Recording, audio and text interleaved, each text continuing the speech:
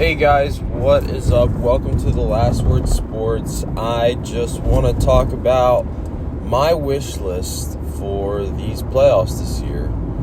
I really like these playoffs. I think there's a lot of parity, in a sense, on the AFC side at least. I'll get into that, but what do I want to see and get from this playoffs? Not just this week, but the entire thing.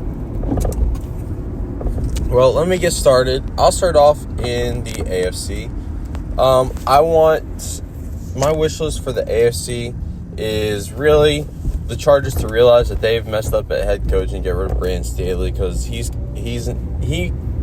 should not keep his job for beating 9-8 Jags team. The Jaguars are a solid up and coming team, but I'm gonna be honest. Our pass defense is terrible. The Jags' pass defense is putrid. Last 3 weeks, we've gone up against Josh Dobbs, Davis Mills, and Zach Wilson. And they've looked like a great defense these past 3 weeks. But pretty much every single one of them had time. Maybe not the Texans, but the Titans and Jets did have moments where it was like, oh no. When the backup for the Jets came in and was running on the Jags, it was a little scary. And even Josh Dobbs almost beat them. So, if the Chargers win, I don't think that should be an indicative of Brandon Staley staying.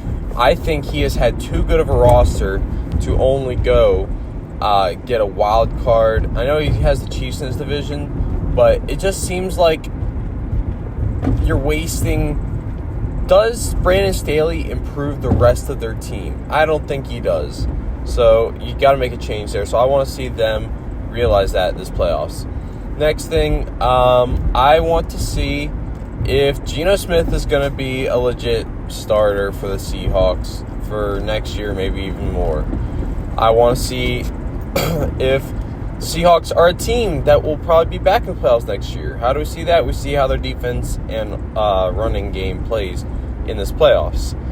I also want to know, is Brock Purdy good?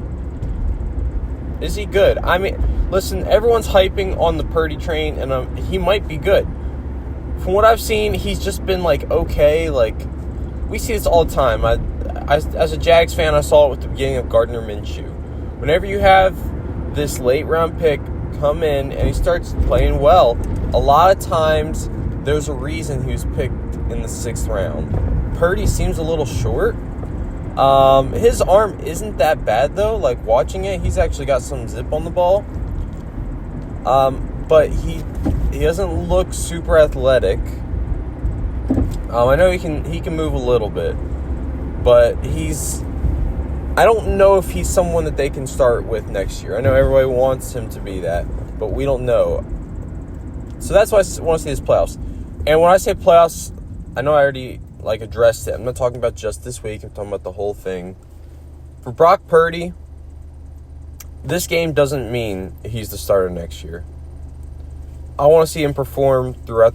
I need him to win this game and next week, at least, in order for me to say, okay, he's going to be the starter next year. And when in those wins and the loss, if they do lose in the NFC Championship, if they get there and they lose, I need Brock Purdy to play well in the loss and one of the wins. Because, let's be honest, that 49ers defense is really good. And he does have Christian McCaffrey. But it's going to, at some point, come down to Brock Purdy to make a play. And it won't be with a wide-open Ayuk or Kittle or Samuel. He'll have to make a throw that the big boys can make. Anyway, I want to see the Dolphins upset the Bills.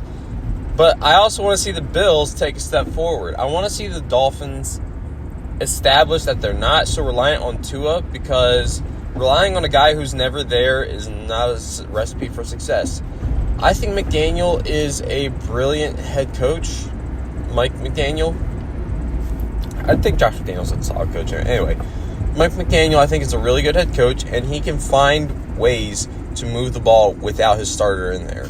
So far, they have struggled to move the ball without Tua in there, and I'm a little curious why, but I want them to establish that they don't need to rely on Tua so much for their offense. Run the ball, give Skylar Thompson bubble screens to Tyreek Hill, something like that.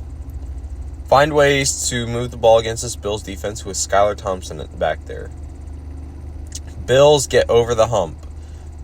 I want to see the Bills. If you are going to, we've already established Josh Allen's a top 3, top 2, whatever, quarterback in this league. Well, I need him to get over this hump that he's been stuck on for years. I need him to go out there and get to the AFC Championship game. And can they beat the Chiefs? Can you get over that hump? It's a big hump because the Chiefs are the best team in the AFC.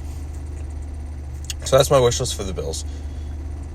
For the Jags, my wish list is proving out the same old Jags. A lot of times we get excited about teams. We're like, oh, this team is up and coming. This team is looking good.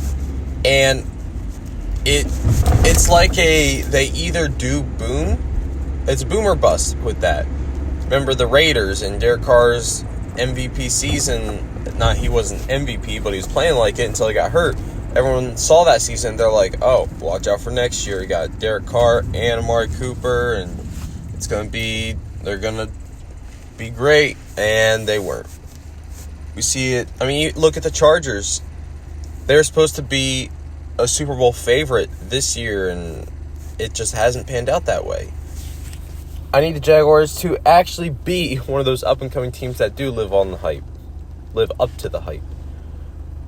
Giants, I want to see if Daniel Jones is their future. Me, as well as everyone else. If Daniel Jones goes out there and plays well and wins a playoff game or two, I think you keep him for next year. I don't give him the bag yet, though. I need one more year. But also, if you think about it, are you limited with Daniel Jones at quarterback? Do you really think that you can win a Super Bowl with him at quarterback? I personally don't think so. But maybe the Giants do. But that's what I want to see. Vikings.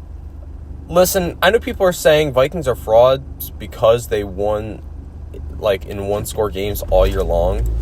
To me, that builds them for the playoffs. Now, I will admit, I'm not picking them to win a lot of games. I think they beat the Giants.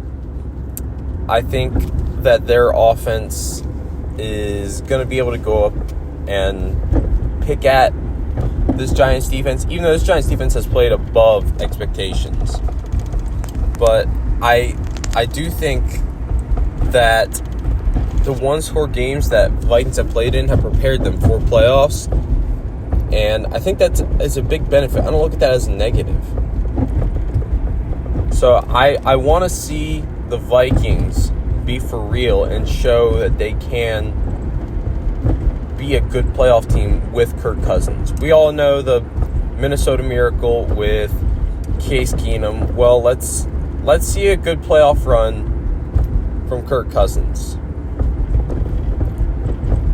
Ravens, I need you to prove that you're a good team without Lamar because he might not be coming back next year. It is baffling to me how they have not signed him yet. It has to be a personality thing because I don't know. I see people saying he's not that good if you watch him. I don't know who you're watching because he's taking practice squad guys. They signed a 40-something-year-old. He's not 40-something-year-old, but 37-year-old Deshaun Jackson, and he's out there running routes. And when Lamar Jackson was healthy, he was hitting them. Lamar Jackson has nobody. He has Mark Andrews. That's it. I can't imagine Tua on the Dolphins. That would be so scary. So I want the Ravens to prove, hey, we can beat division rivals like the Bengals without Lamar.